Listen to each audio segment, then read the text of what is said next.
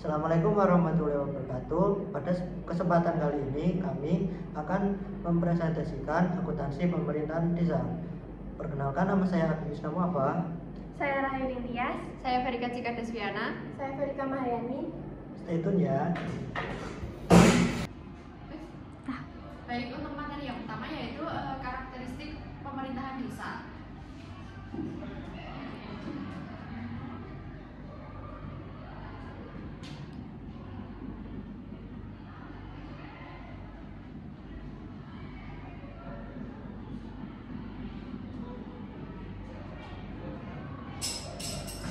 Untuk karakteristik yang pertama yaitu pemerintahan desa itu terdiri dari kepala desa dan juga perangkat desa.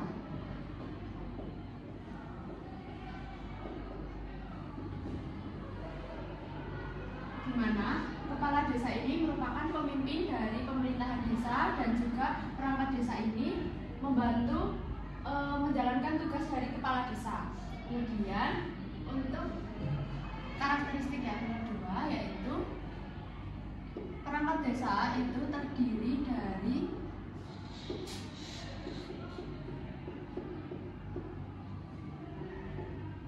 sekretaris desa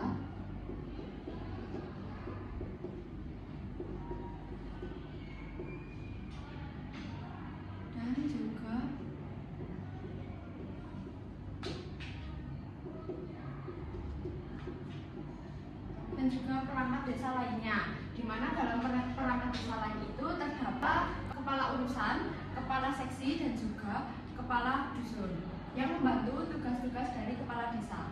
Kemudian yang ketiga itu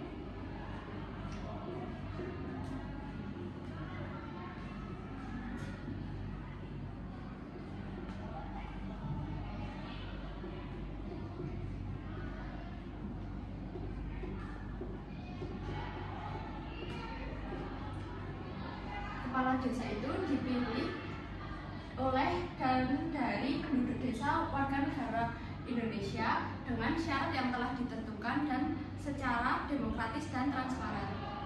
Kemudian yang karakteristik yang keempat yaitu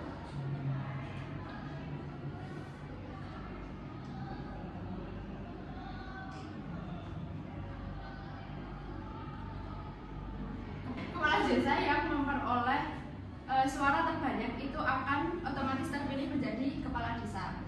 Kemudian untuk karakteristik yang kelima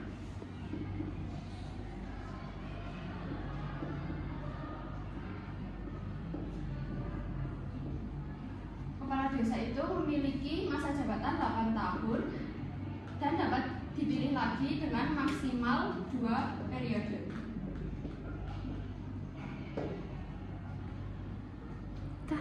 Kemudian materi yang selanjutnya yaitu mengenai struktur dan komponen. Nah, berdasarkan Permendagri nomor 113 tahun 2014, struktur dan komponen APBDes itu dibagi menjadi 3. Yang pertama yaitu pendapatan desa. Nah, pendapatan desa sendiri ini terdiri dari 3 komponen. Komponen yang pertama yaitu pendapatan asli desa atau PADes, komponen yang kedua transport, dan yang terakhir yaitu pendapatan lain-lain. Nah, masing-masing komponen ini sendiri juga masih dibagi lagi, diklasifikasikan. Untuk yang pendapatan asli desa ini dibagi menjadi 4.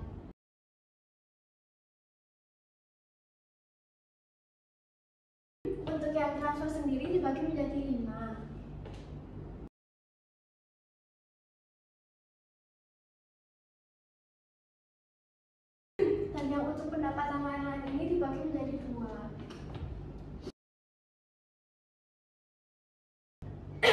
Untuk yang pendapatan asli desa yang pertama yaitu hasil usaha desa. Jadi ini tuh dananya didapat dari sumber daya yang ada di desa itu sendiri. Misal kayak sumber daya, misalnya ada BUMDes. Nah itu misalkan kalau misalnya kayak BUMDes itu misal ada operasi simpan pinjam, nah itu dananya itu didapat dari situ. Kemudian yang kedua hasil aset desa. Jadi kan desa tetap memiliki aset ya, misal kayak tanah ataupun kayak ada pasar di desa. Nah kalau misal tanahnya itu disewakan ke salah satu warga untuk misal bertani ataupun apa, dan dananya itu masuk ke pendapatan desa. Yang ketiga ada swadaya, partisipasi, dan gotong royong. Jadi ini tuh kayak kontribusi sukarela dari masyarakat desa situ untuk ikut memberikan dana. Nah, ini tuh bisa berupa uang, barang, ataupun tenaga. Kalau contohnya kalau yang di uang itu, misalkan misal suatu desa itu mau membuat sebuah jembatan. Nah, ada warga yang sukarela memberi uang, itu bisa berupa di sini. Kemudian juga bisa barang, misal kayak dia ikut serta untuk memberikan bantuan langsung berupa batu bata, dan yang tenaga itu ya kayak tenaganya dalam membangun jembatan. Nah, yang keempat ini pendapatan lain-lain. Jadi pendapatan lain-lain itu tidak adalah pendapatan yang diterima yang tidak termasuk dari 3 ini. Itu contohnya kayak misal ada warga itu yang melanggar aturan di desa tersebut. Misal kayak dalam peminjaman barang itu harusnya tenggat waktunya 3 hari, tapi dia itu malah 5 hari. Nah, kemudian uang dari denda tersebut masuk ke pendapatan lain-lain. Yang kedua ada transfer.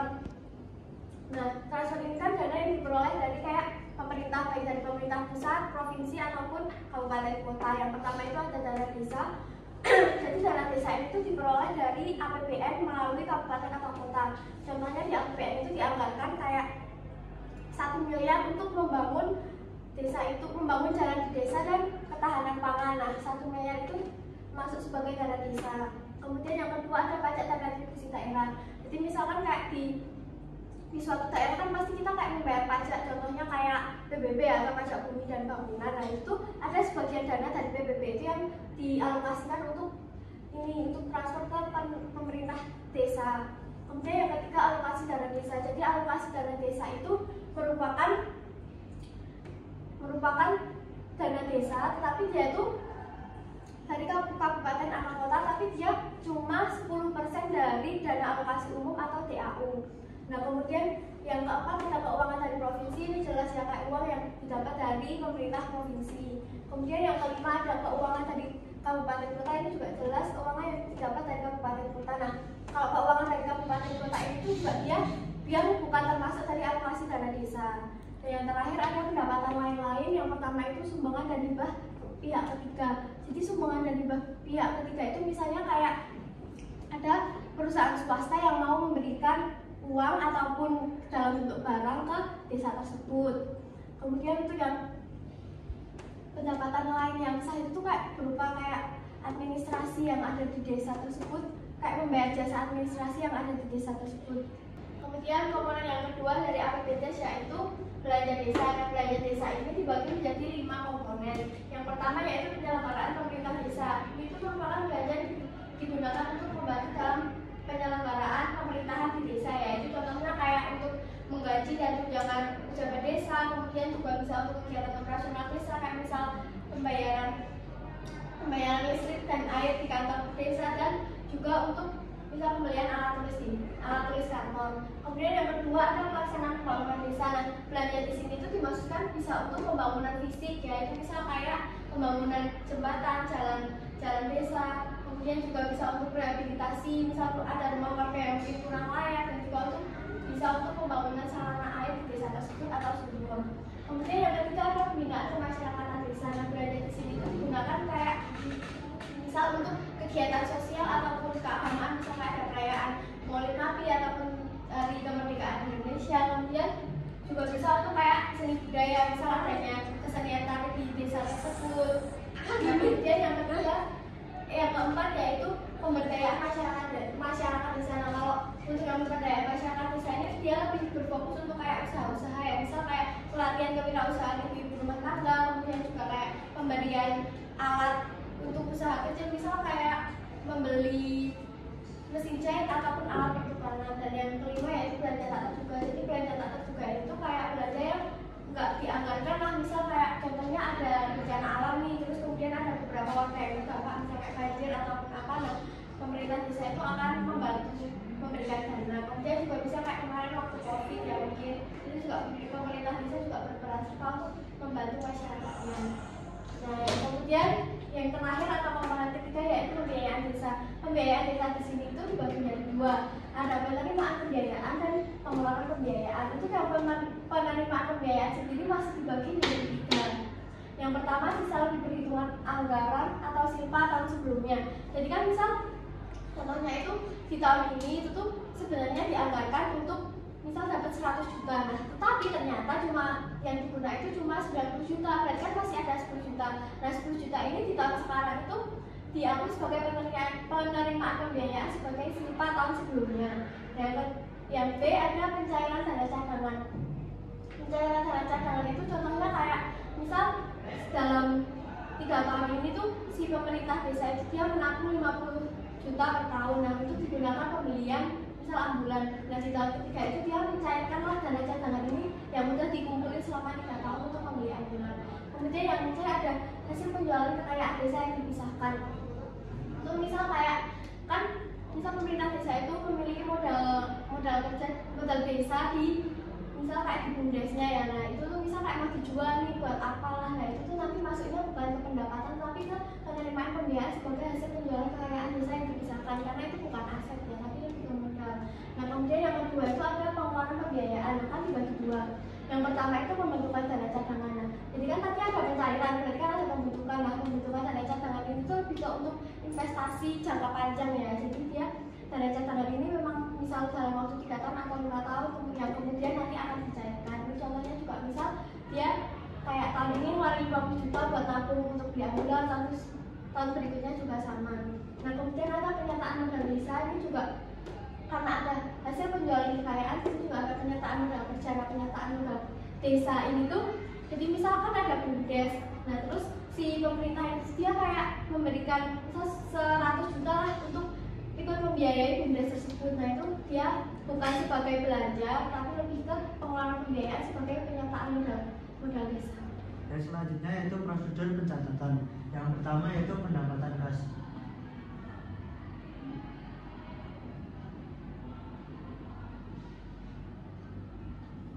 Nah, basisnya ini yaitu basis kas yang dimana diakuinya pada saat diterimanya pendapatan tersebut. Terus yang kedua yaitu belanja.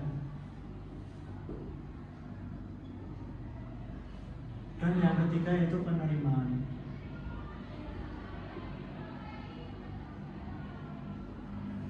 Sama seperti yang pendapatan, ini juga diakui pada saat dikeluarkannya belanja dan diterimanya pendapatannya.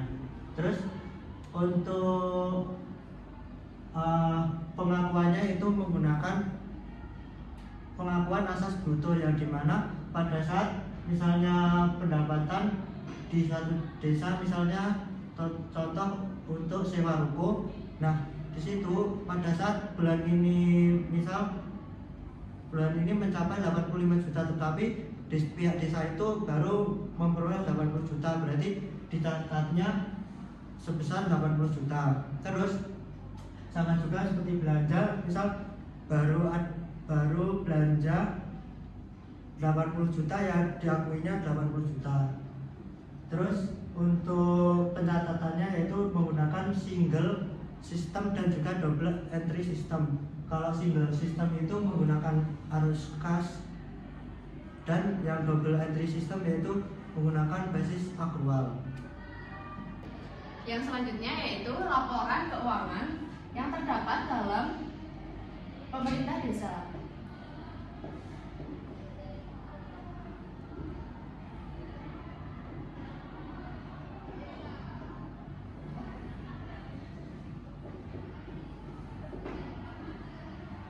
Terdapat 3 laporan, yaitu yang pertama laporan realisasi anggaran, yang kedua neraca, dan yang ketiga yaitu catatan atas laporan keuangan. Di mana laporan realisasi anggaran itu merupakan perbandingan antara anggaran dengan realisasinya. Kemudian yaitu neraca menyajikan laporan posisi keuangan pada periode akhir. Kemudian catatan atas laporan keuangan itu berisi komponen dan juga pedoman dan hal-hal yang penting yang tidak tercakup dalam angka laporan. Materi yang selanjutnya yaitu tentang siklus pengelolaan keuangan desa. Yang pertama itu ada perencanaan.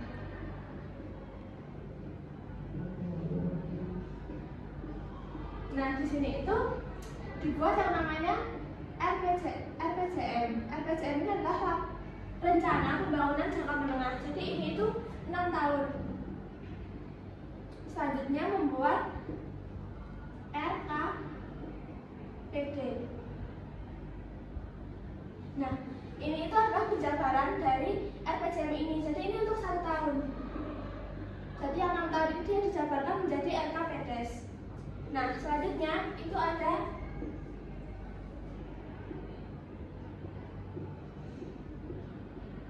penganggaran.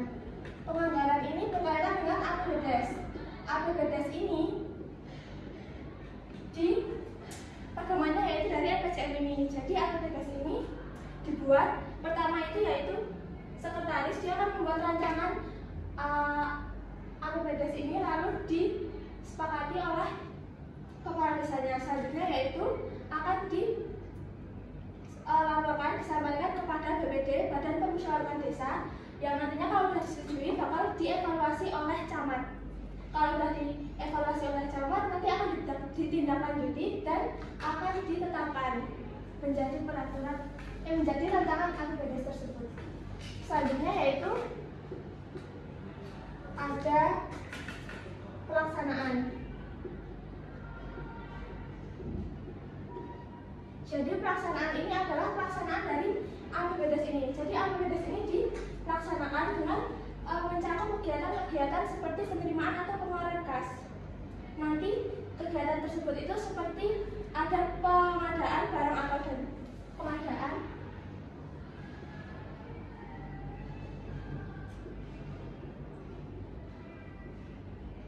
barang atau jasa atau pengadaan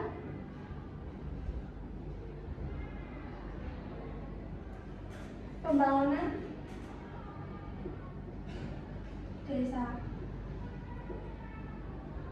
Nanti untuk pelaksananya itu dia akan membuat rancangan RAB. Nanti itu akan diserahkan kepada kepala desa. Kalau nanti disetujui bakal dicatat di bendahara sebagai pengeluaran. Selanjutnya itu ada penata usahaan.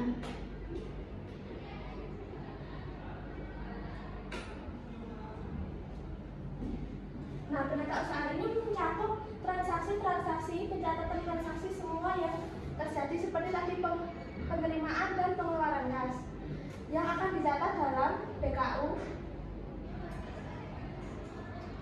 atau buku kas umum. Ini mencatat semua transaksi secara rinci, lalu ada buku pembantu.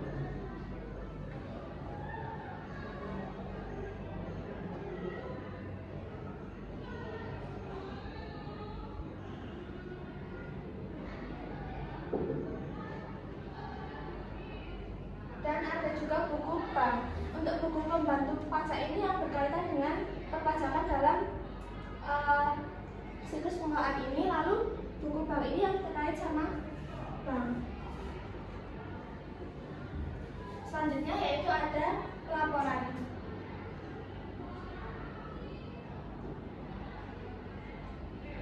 Laporan ini nanti ada laporan-laporan, yaitu laporan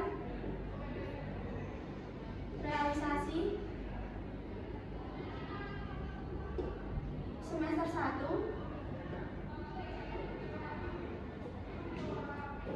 dan laporan akhir tahun. Ini disampaikan kepada BPD, Badan Permusyawaratan Desa. Yang terakhir itu ada pertanggungjawaban.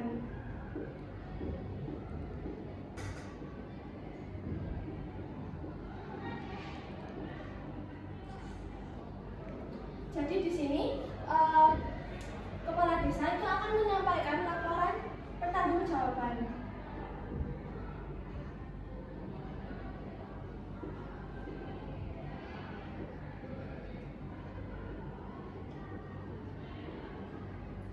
Nah, laporan ini akan disampaikan oleh kepala desa melalui bupati, disampaikan ke kepala desa melalui camat.